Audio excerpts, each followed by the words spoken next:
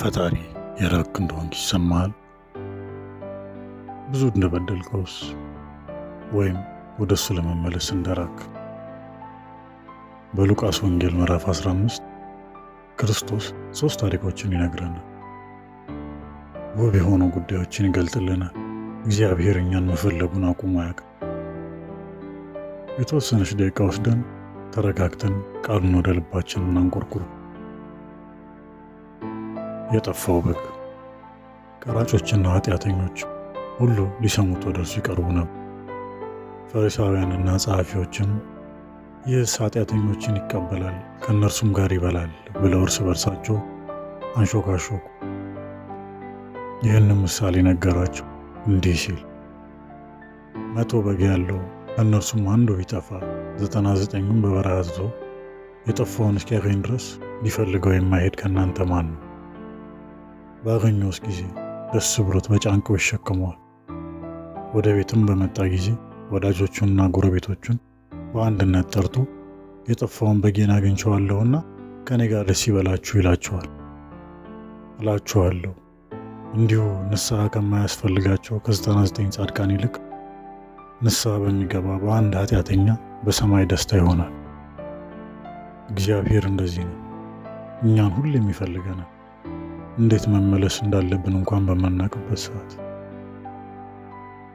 የጠፋው ድሪም። 10 ድሪም ያላት ሴት አንድ ድሪም ቢጠፋባት መብራት አብርታ ቤቷንም ጠርጋ እስክታገኘው ድረስ አጥብቃ የማትፈልግ ሴት ማናት? ባገኘችውም ጊዜ ወዳጆቿንና ጎረቤቶቿን በአንድነት ጠርታ የጠፋውን ድሪሜን አግኝቼዋለሁና ከኔ ጋር ደስ ይበላችሁ ትላቸዋለች። እላችኋለሁ እንዲሁ ንስሐ በሚገባ በአንድ ኃጢአተኛ በእግዚአብሔር መላእክት ፊት ደስታ ይሆናል። የዚህን ያህል አስፈላጊ ነው። ከነ ድክመታችንም ቢሆን ወደ እርሱ ስንመለስ በገነት ታላቅ ደስታ ይሆናል። የጠፋው ልጅ። እንዲህም አለ። አንድ ሰው 2 ልጆች ነበሩት። ከእነርሱም ታናሹ አባቱን አባቴ ሆይ ከገንዘብህ የሚደርሰኝን ክፍል ስጠኝ አለው። ገንዘቡንም አካፈላቸው። ከጥቂት ቀናትም በኋላ ታናሹ ልጅ ገንዘቡን ሁሉ ሰብስቦ ወደ ሩቅ አገር ሄደ። ከዚያም እያባከነ ገንዘቡን በተነ። ሁሉንም ከከሰረ በኋላ በዚያች ሀገር ጽኑ ረሃብ ሆነ። እርሱም ይጨነቅ ጀመር። ሄዶም ከዚያች ሀገር ሰዎች ከአንዱ ጋር ተዳበለ።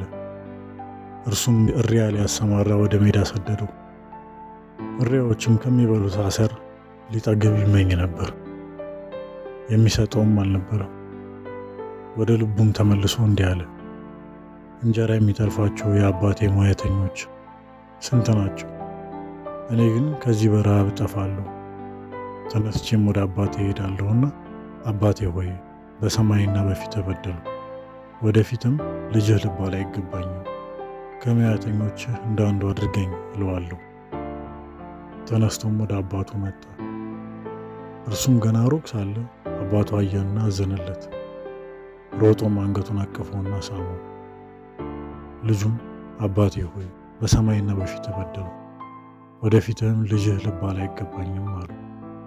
አባቱ ግን ባሪያዎቹን አለ፣ ፈጥናችሁ ከሁሉ የተሻለ ልብስ አምጡና አልብሱት፣ ለእጁ ቀለበት፣ ለእግሩ ጫማ ስጡ፣ የሰባውን ፍሪዳ አምጥታችሁ ረዱት፣ እንብላም ደስም ይበለን። ይህ ልጄ ሞቶ ነበርና ደግሞም ሕያው ሆኗል፣ ጠፍቶም ነበር ተገኝቷልም፣ ደስም ይላቸው ጀመር።